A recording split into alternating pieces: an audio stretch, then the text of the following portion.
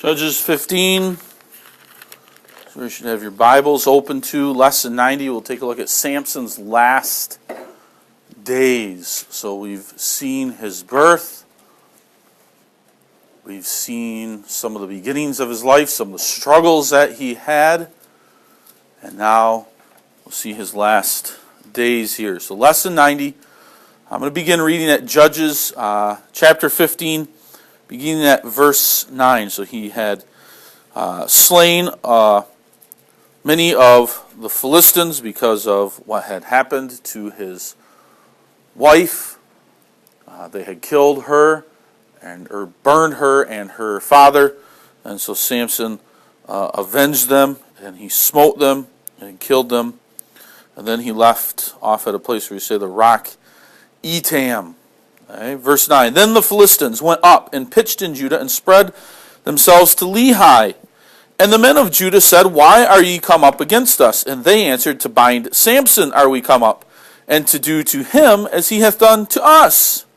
Then 3,000 men of Judah went to the top of the rock Etam and said to Samson, Knowest thou not that the Philistines are rulers over us?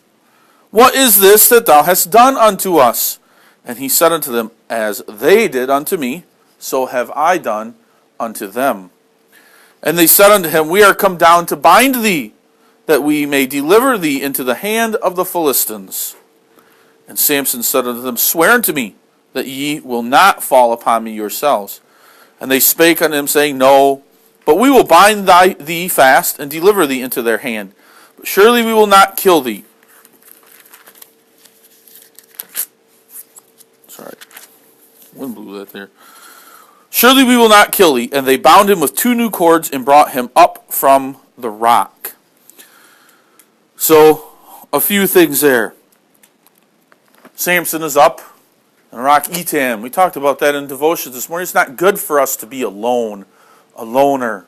Usually doesn't lead to good things. And that's a bit of what Samson is here. He's a loner up by that rock.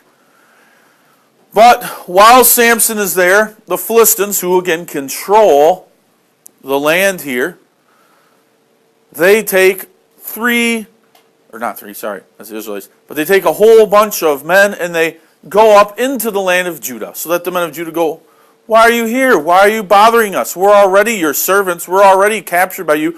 We're already subservient to you. Why come bother us again? And they said, We're coming here for that Samson fellow. And the Philistines convince the men of Judah. They turn Judah against Samson himself. And they say, Look, you want us to leave? You want us to leave you alone? Fine. Here's how you can do it. We'll make it easy for you.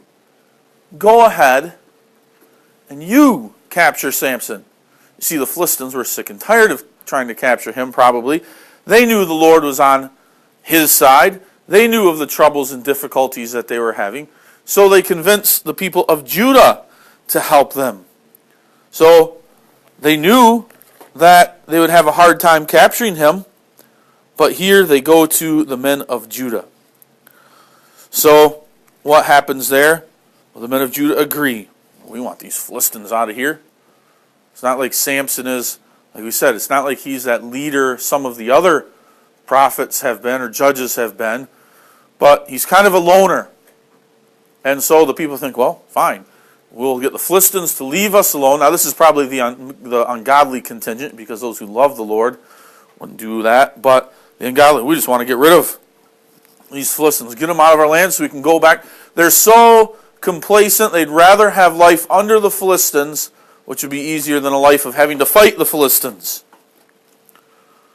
So they say, sure, we'll capture Samson. We'll capture him for you. So 3,000 men of Judah, they know who Samson is and what the Lord has done for him. And so they go up. They find Samson. They have that discussion. Why are you here? Well, we're all here. These 3,000 men, we're here because we want to take you. You're creating trouble to the Philistines, and they're bothering us now. We're going to deliver you to the Philistines. Now, Samson, remember, the Spirit of the Lord moved upon him. He was always looking for ways to cause trouble to the Philistines, and he thought, now here's a good way. I will willingly go with these men of Judah. I'll get them agree, and he gets them to agree to one thing. Whatever you do, don't kill me. Don't kill me. Okay? But rather, I'll allow you to bind me up. I'll allow you to deliver me to the Philistines. I'll allow you to do that, but you just may kill me. And the people, the men of Judah, agree. All right, that's fine. We won't try to kill you.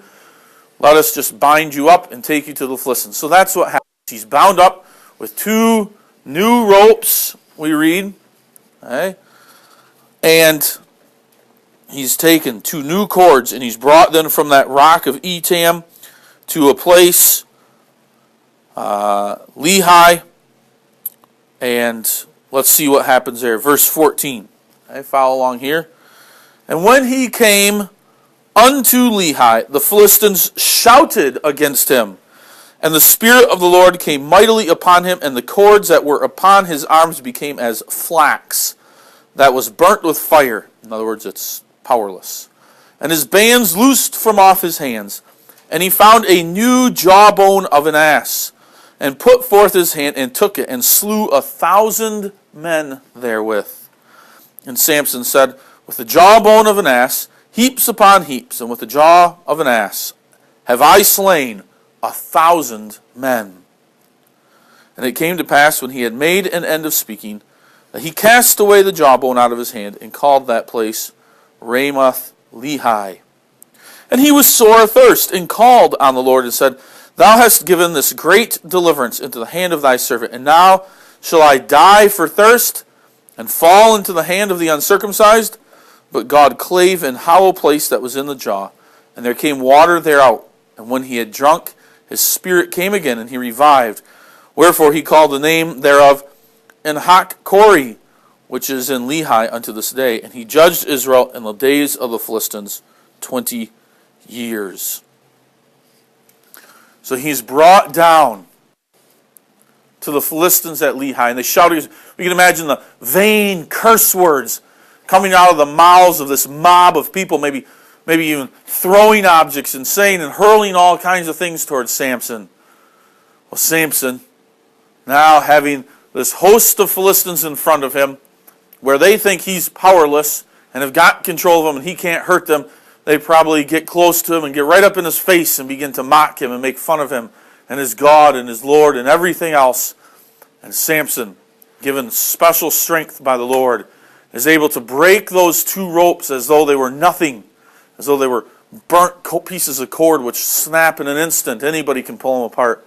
And Samson breaks them that way, and he sees the jawbone of an ass, some dead animal, and its bones there, and he grabs that jawbone as though it's a sword or a spear or some type of weapon, and he goes through that crowd of Philistines, and he kills 1,000 of them with that jawbone of an ass. That's a wonder.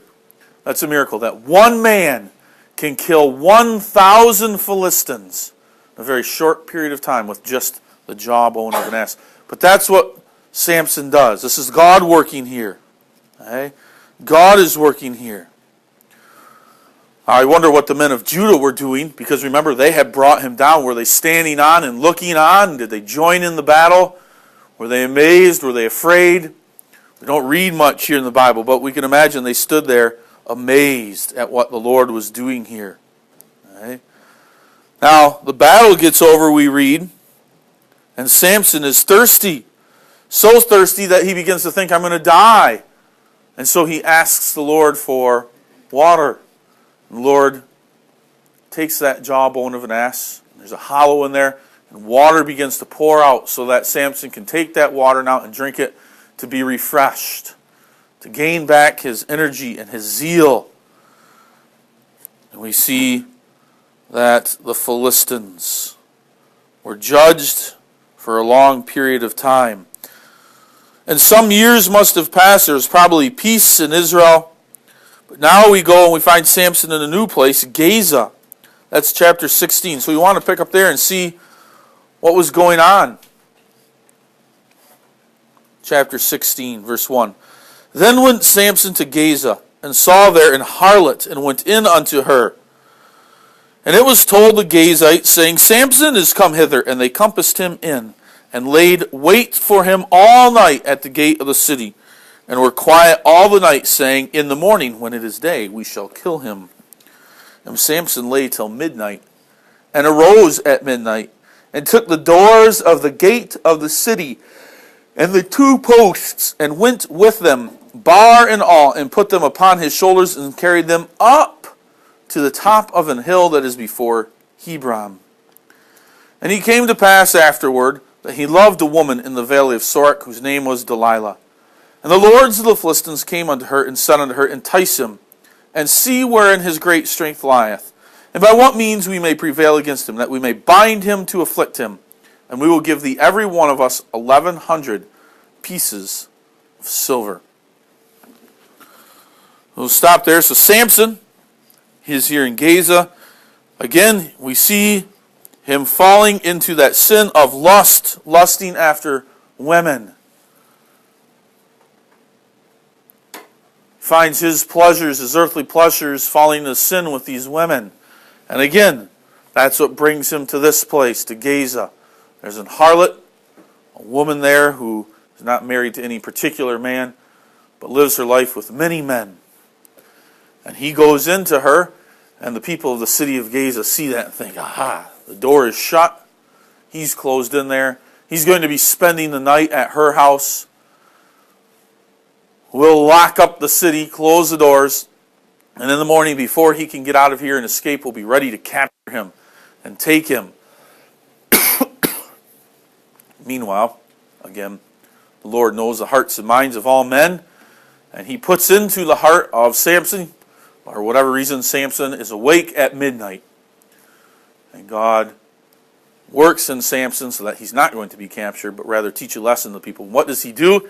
He goes out of that home. We can imagine him opening the door, being dark outside, maybe nothing but the moon and the stars, walking through the quiet, desolate city where everyone's in their beds sleeping. And he goes out to the gate.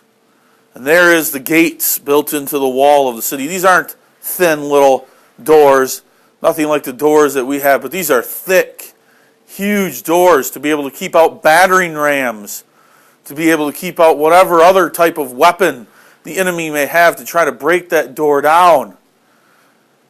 These are massive, heavy, thousands of pounds doors, we can imagine. And what does Samson do? He takes one in one hand, one in the other, and the posts as well, as though they are just small toys for a child, or lightweight things that you and I might pick up, as though they are nothing. The Lord has given him special strength here. Now what does he do? He takes them, he doesn't walk down a hill, which would be easy. No, he does the harder thing, which is to walk up a hill.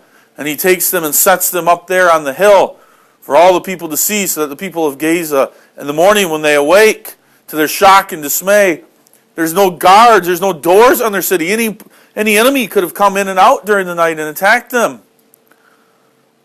And lo and behold, they see the doors up on top of that hill. They can probably follow tracks, and they know. They go to the house of that harlot, and Samson isn't there. And they know exactly what was going on. They would have betrayed him, but it didn't work.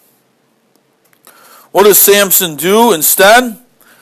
He comes to pass in another place, a valley of Sorek, and again, he falls into that weak sin of lusting after a woman. There's another beautiful woman there named Delilah. A Philistine woman, probably. And Samson loves to be with her. He enjoys his time with her. Again, we can imagine her being a woman who is with many men. But Samson is living with her for a time. And the Philistines decide this is a perfect opportunity to go to her. And so let's see how she can try to entice him. That's what they say. Why don't you entice him? Find out what gives him his strength. We can't defeat him. We've bound him with ropes. We've seen these city gates being picked up. He's slew 1,000 of us with the jawbone of an ass. Where does this man's strength come from? Well, you and I know. It comes from the Lord, which is nothing that anyone could quench. No one could quench the power of the Lord. But that's what they're hoping, these Philistines. So they're hoping that Delilah, this woman in his life with whom he lives and finds pleasure, and she can help them. Verse 6, and Delilah said to Samson, tell me, I pray thee, wherein thy great strength lieth, and wherewith thou mightest be bound to afflict thee. And Samson said unto her, If they bind me with 7 green withs that were never dried, then shall I be weak and be as another man. Then the lords of the Philistines brought up to her 7 green withs, which had not been dried, and she bound him with them. Now there were men lying in wait, abiding with her in the chamber, so he must have been in the bed or in the chair or lying there. And she said unto him, The Philistines be upon thee, Samson. And he brake the withs as a thread of tow is broken when it toucheth the fire, so his strength was not known. And Delilah said unto him, Samson, thou hast mocked me, and told me lies. Now tell me, I pray thee, wherewith thou mightest be bound. And he said unto her, If they bind me fast with new ropes that were never occupied, then shall I be weak and be as another man. Delilah therefore took new ropes and bound him therewith, and said unto him, The Philistines be upon thee, Samson. And there were liers in wait abiding in the chamber, and he brake them from off his arms like a thread. And Delilah said unto Samson, Hitherto thou hast mocked me, and told me lies. Tell me wherewith thou mightest be bound. And he said unto her, If thou weavest the 7 lines of my head with a web. And she fastened it with a pin, and said unto him, The Philistines be upon thee, Samson. And he awaked out of his sleep, and went away with the pin of the beam and with the web. And she said unto him, How canst thou say, I love thee, when thine heart is not with me? Thou hast mocked me these 3 times, and hast not told me wherein thy great strength lieth. It came to pass, when she pressed him daily with her words, and urged him, so that his soul was vexed unto death, that he told her all his heart, and said unto her, There hath not a razor come upon mine head, for I have been a Nazarite unto God from my mother's womb. If I be shaven, then my strength will go from me, and I shall become weak, and be like any other man. And when Delilah saw that he had told her all his heart, she sent and called for the lords of the Philistines, saying, Come up this once, for he hath showed me all his heart. Then the lords of the Philistines came up unto her, and brought money in their hand, and she made him sleep upon her knees. And she called for a man, and caused him to shave off the 7 locks of his head. And she began to afflict him, and his strength went from him. And she said, The Philistines be upon thee, Samson. And he woke out of his sleep, and said, I will go out as at other times before, and shake myself. And he wist not that the Lord had departed from him. But the Philistines took him, and put out his eyes, and brought him down to Gaza, and bound him with fetters of brass. And he did grind in the prison house. So, Delilah does exactly what the Philistines ask her to do. She entices him, just like his first wife enticed him, bothered him, bugged him until he told the riddle of the story. So, Samson falls into that here, but not without first trying some different things. What did he do? Well, he lied 3 different times. First, he says to her, Well, if you go get me 7 green withs, these are some types of, we can think of like branches or something along those lines, and bind me up with them. Well, that's what they did. He's lying down in the bed, so he's willingly tied up. He lies down in the bed, probably falls asleep, and when he does, the evil men, the Philistines, come into the house, into the other rooms of the house, and Delilah is probably peeking out at them, getting the sign, we're ready to go, and she runs into the bedroom or into the room and says, Samson, the Philistines be upon thee. And he gets up, and immediately the strength of the Lord is upon him, and he breaks loose, and he runs out like someone trying to scare the people. And that's what we see later. He shakes himself, is what it's called. He goes out and he does that. So he's trying to scare them, and they all run away, fleeing, because they see that nothing binds him anymore. And they know what's happened to the other Philistines in the past. They don't want that to happen to them. Now Delilah goes in to him and says, Samson, you've disappointed me. You lied to me. You've made a mockery of me. Here, I asked you, and you told me you would tell me the truth. Now, Samson, you wonder what those conversations, if we're reading all of the parts, did he come back at her and say, Well, you used it against me, woman. That's why I told you the lie, because I knew that you would use it against me to try to have me captured. I don't read any of those things, but those are good questions that we would ask. Why even tell her? But he goes along with it and says, Well, here's what it is. I need ropes. Go get 7 brand new ropes that have never been used for anything more, and tie me up with these brand new ropes. That's what will take my power away. Just as before, he's tied up. He's lying in the chamber, probably sleeping. The men come in. They give the sign to Delilah. We're set. We're ready to go. She runs in to Samson. The Philistines be upon thee. And he jumps up, and he takes and he breaks those ropes that are around his body. They're worth nothing, as nothing. And again, he shakes himself in terror and makes the people of the Philistines run away in fear. Again, Delilah is disappointed with him. You mock me, you make fun of me. What is this? I thought you loved me. So Samson again tells her for the third time, well, it's my hair. You see he's getting closer and closer to the truth each time. Now he's up to his hair. And, well, if you braid it, so she needs a huge machine or something, large piece of wood that was probably used as a tool to help braid like large pieces of hair like this. And so it's probably pretty heavy. And Samson lies down in the bed and probably falls asleep while Delilah is doing all the braids to his hair. And once she's done, she looks out in the room, out of the chamber, and there are all the Philistines again. And she comes running in and to Samson, Samson, the Philistines be upon thee. And he gets up and he shakes himself, even though he's got this heavy beam tied to his hair. He can drag it with him wherever he goes. And he scares them again so that they run off and flee, afraid that they're going to die, like those other 1,000 men that were slain by the jawbone of an ass. And now it's as though Delilah's had it. She can't understand. She doesn't give up, but she's tired of it. Samson should have left. He knows what's going on here. He can see that the Philistines are trying to get him. But, again, his weakness, he enjoys Delilah, this woman with whom he can enjoy all these pleasures of life. He wants to stay there with this godless woman. So again, she bothers Samson. He finally gives in. And she can tell this time that he's telling the truth. Shave my hair. I'm a Nazirite from birth. She hears all the story. Now she knows. So that day or that afternoon or that evening, we don't know what time, she gets him to lay on her lap with his head probably running her fingers through his hair, getting him calmed down. And he falls asleep. She calls in the barber. He comes in and cuts off the hair of Samson, shaves his head. And now she's sitting there with him, and she peeks out of the room once again, and she sees the Philistines all standing outside the room. And she tells him, this time I've got him. This time I know he's telling me the truth. In fact, this time bring your money. I'm so confident that I'm going to be able to get him. And lo and behold, she does it. She calls out to him, Samson, the Philistines be upon thee. And Samson stands up and he thinks immediately, he doesn't know that the power of the Lord has come out of him. He goes out and he's going to shake himself as he's done before. And nothing happens. The Philistines easily can grab him this time. And they put out his eyes. They capture him. Imagine the mockery and all of a sudden now when they realize they do have him, they made fun of him. They were cruel. They poked out his eyes. They bound him with fetters. And they brought him into a prison. We know many people would have to grind their wheat and everything else. Maybe they'd use a big, large stone with a water wheel or something else, or they'd have to have servants do it, or they themselves.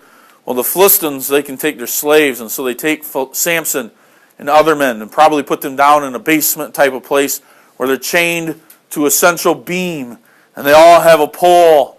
And it doesn't matter, they just keep spinning around. They have to push all of them together, this beam, and we can imagine a post going up out of that middle beam that they're turning, going up through a floor and turning a large millstone up there that would grind up the grain and everything else so the Philistines don't have to do it themselves, but they use their slaves, their captured enemies to do that. And that's what Samson's life is composed of. He's blind, can't really do anything.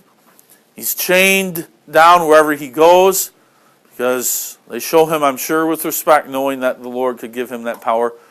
And he finds himself, though, powerless. If there's any time he tries to break those fetters or chains, it's to no avail. The Lord is no longer with him. He hasn't given him that power here. But then we see verse 22. We left off verse 21. Verse 22, let's pick up there. Howbeit, the hair of his head began to grow again after he was shaven. Then the lords of the Philistines gathered them together for to offer a great sacrifice unto Dagon, their god, and to rejoice, for they said, our God hath delivered Samson, our enemy, into our hand. And when the people saw him, they praised their God, for they said, our God hath delivered into our hands our enemy, and the destroyer of our country, which slew many of us. And it came to pass, when their hearts were merry, that they said, call for Samson, that he may make us sport. And they called for Samson out of the prison house, and he made them sport, and they set him between the pillars. And Samson said unto the lad that held him by the hand, Suffer me, that I may feel the pillars whereupon the house standeth, that I may lean upon them. Now the house was full of men and women, and all the lords of the Philistines were there. And there were upon the roof about 3,000 men and women that beheld while Samson made sport. And Samson called unto the Lord and said, O Lord God, remember me, I pray thee, strengthen me, I pray thee, only this once, O God, that I may be at once avenged of the Philistines for my 2 eyes. And Samson took hold of the 2 pillars upon which the house stood, and on which it was borne up, and the one with the right hand, and the other with his left. And Samson said, Let me die with the Philistines. And he bowed himself with all his might. And the house fell upon the lords, and upon all the people that were therein. So the dead which he slew at his death were more than they which he slew in his life. Then his brethren and all the house of his father came down, and took him, and brought him up, and buried him between Zorah and Eshtaol, in the burying place of Manoah his father. And he judged Israel 20 years. So Samson's hair begins to grow again. He notices that. He can feel that.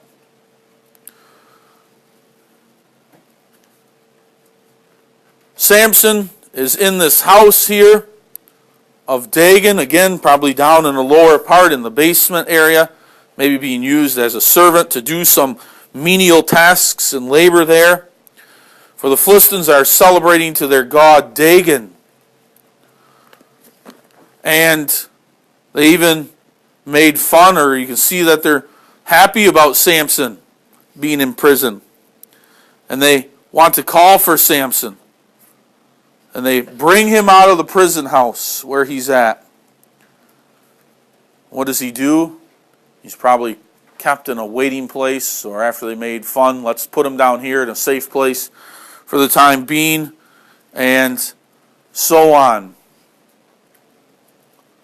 Well, while Samson's down there, his mind gets to turning. There's more Philistines up there than I've killed in my entire life. I'm an old man. I don't have much time left. I could go back to prison and rot away and accomplish nothing there.